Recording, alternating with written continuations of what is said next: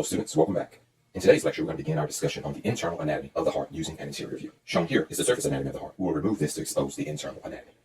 Shown here is the internal anatomy of the heart. We've already discussed the great vessels, so we'll cover those again. Inside the heart, we have four chambers: the right atrium, the right ventricle, the left atrium, and the left ventricle. These are the four chambers of the heart. Let's discuss the flow of blood through these chambers. Let's start here with the deoxygenated blood.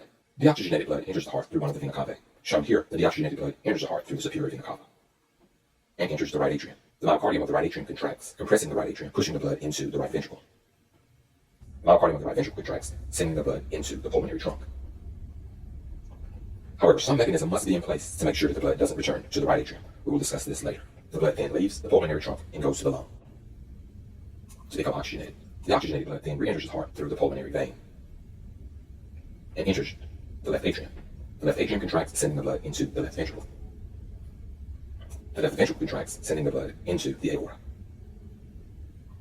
Please keep in mind, some mechanism must be in place to prevent the blood from going back into the left atrium. Once the left ventricle relaxes, some mechanism must also be in place to prevent the blood in the aorta from returning to the left ventricle.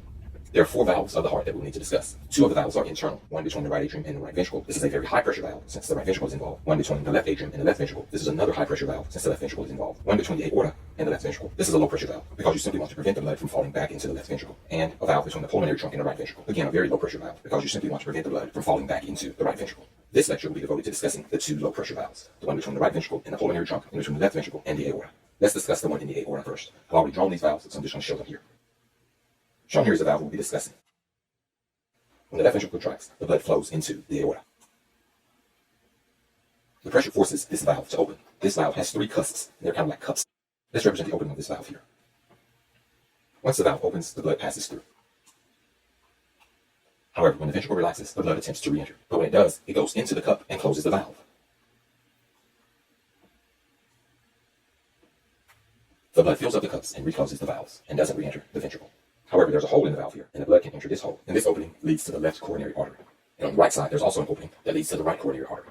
So it's during ventricular relaxation that our coronary arteries are filled. And so this is our first low pressure valve, the one between the left ventricle and the aorta. This low pressure valve prevents the blood from falling from the aorta back into the left ventricle. When anatomists first look at these valves, they notice that they look like half moons. So they call this a half moon valve. We will see a similar valve between the right ventricle and the pulmonary trunk. Shown here is our low pressure valve between the right ventricle and the pulmonary trunk. Just as before, when the right ventricle contracts, it forces this valve open. Once the valve is open, the deoxygenated blood passes through. When the right ventricle relaxes, the blood then fills the cusp and closes the valve. And this is our second low pressure valve.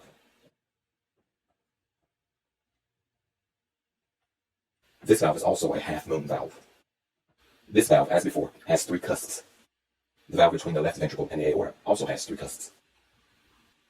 This valve is called the aortic valve. And of course, the other valve is called the pulmonary valve.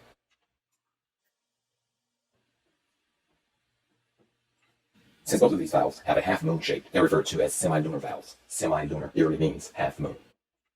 So here we have our two semilunar valves. Shown here is our aortic valve. This valve prevents blood in the aorta from regurgitating back into the left ventricle. And here we have the pulmonary valve, which prevents blood in the pulmonary trunk from regurgitating back into the right ventricle. The backwards flow of blood is known as regurgitation. The valves prevent regurgitation of the blood. The aortic valve is a low pressure valve between the left ventricle and the aorta. It has three cusps or leaflets. And these leaflets have a half moon shape, hence the name semilunar. The pulmonary valve is a low pressure valve between the right ventricle and the pulmonary trunk. It also has a half moon shape and has three cusps or leaflets. These valves prevent regurgitation or the backwards flow of the blood. These two valves, because of their shapes, are known as semilunar valves. This concludes our discussion of the semilunar valves. In the next lecture, we'll discuss the high pressure valves, the valves found between the atria and the ventricles. So that concludes this lecture. I hope that you learned a lot.